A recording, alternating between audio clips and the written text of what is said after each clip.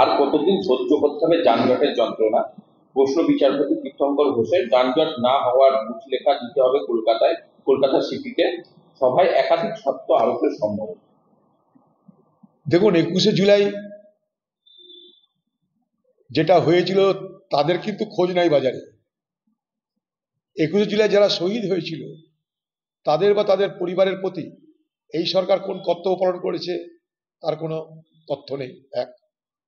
21শে জুলাইয়ের ঘটনা কেন ঘটেছিল? তৃণমূল ক্ষমতায় আসার আগে বলেছিল ক্ষমতা এলে তাদের চিহ্নিত করা হবে, শাস্তি দেওয়া হবে। আজ পর্যন্ত তার কিছু হয়নি। বরং 21শে জুলাই পুলিশের গুলি চালানোর জন্য যাদের মৃত্যুবরণ করতে হয়েছিল, অকালে প্রাণ বিসর্জন দিতে হয়েছিল, শহীদ হয়েছিল, সেই সমস্ত সরকারি অফিসারদেরকে বাংলার মুখ্যমন্ত্রী পুরস্কৃতও করেছেন। ফলে 21শে জুলাই শুধুমাত্র বাংলার মুখ্যমন্ত্রী এবং তৃণমূলের একটা শক্তি প্রদর্শনের উৎসব। সিম্পলি 21শে জুলাই শহীদ দিবসের নামে তৃণমূল পার্টি তাদের শক্তি প্রদর্শন দিবস পালন করে।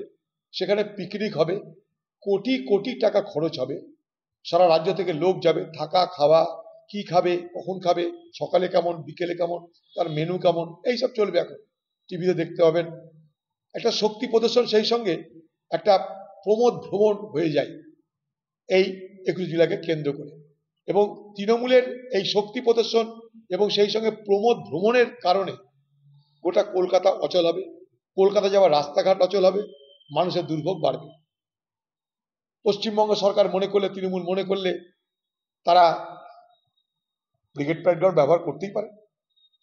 মমতা ব্যানার্জি মুখ্যমন্ত্রী, তিনি দুর্গাপুজোর জন্য যে প্যারেড বার করেন, কার্নিভাল করেন রেড রোডের পাশেই ব্রিগেড, সেখানে করতে পারে। এর আগে তিনি সেখানে করেছেন। এতে তার জাতও যাবে না, এতে তার পার্টির ক্ষতি হবে না। বরং যারা যাবে তার শক্তি প্রদর্শনে অংশগ্রহণ করতে, তারা অনেক আরামে শক্তি প্রদর্শন করতে পারবে। তাই হাইকোর্ট, মহামান্য আদালত যেটা ভেবেছে সেটা কিন্তু কলকাতা এবং সেই সঙ্গে বাংলার সাধারণ মানুষের এটা কিন্তু একটা প্রশ্ন দীর্ঘদিন ধরে ছিল, যে সরকার মামাটি মানুষের সরকার বলে, তারা শক্তি প্রদর্শনের উৎসবে কি করে মামাটি মানুষের জন্য এত ঝঞ্ঝাটের ব্যবস্থা করে থাকে।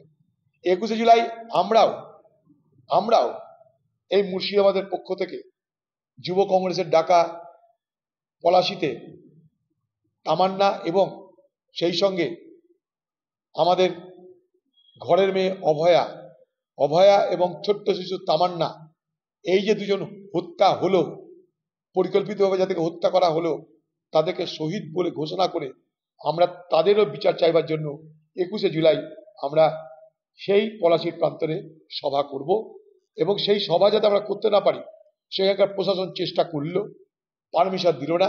অবশেষে হাইকোর্টে গিয়ে সেই সভা করার অনুমতি আমাদের নিয়ে আসতে হয়েছে। সেই সভা আমরা ছোট বড় যেভাবেই হোক আমরা আমাদের ক্ষমতায় পলাশীতে করব। 21শে জুলাই আমাদের সেটা শহীদ দিবস। সেই শহীদ দিবসে আমরা অভয়ার বিচার চাইব, আমরা তামান্নার বিচার চাইব, শাস্তি চাইব। পশ্চিমবঙ্গের প্রধানমন্ত্রী দুর্গাপুরে সরকারি সভা করার রাজনৈতিক সভা। যখন নির্বাচন এগিয়ে আসে তখন নরেন্দ্র মোদী তিনি তার চুপ করে বসে থাকতে পারেন না, তাকে নির্বাচনে নেমে পড়তে হয়। প্র্যাকটিক্যালি ভারতবর্ষের প্রধানমন্ত্রী নরেন্দ্র মোদী 5 বছর ধরে নির্বাচন করেন। একটা নির্বাচন শেষ হলে আরেকটা নির্বাচনের জন্য তিনি ঝাঁপিয়ে পড়েন।